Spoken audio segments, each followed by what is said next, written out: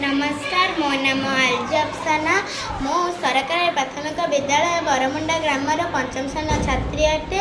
मु होली विषय किसी कहवाक चाहूँगी आपण मैंने शुणु।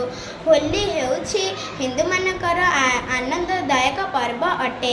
होली को रंग पर्व मध्य कहते। एही दिन आम भारत रे समस्त हिंदू माने फाल्गुन मास पूर्णिमा दिन यह पालन करा जाए। एही दिन लोक माने परस्पर को होली लगाती और शुभकामना मध्य जनाते।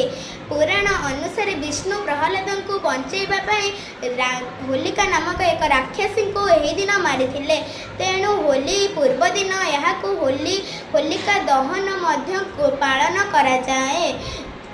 भगवान श्रीकृष्ण मध्य गोपी मानक सह होली खेलती सेथिपाई हिंदू माने यह पालन करती। होली एक हिंदू पर्व अटे।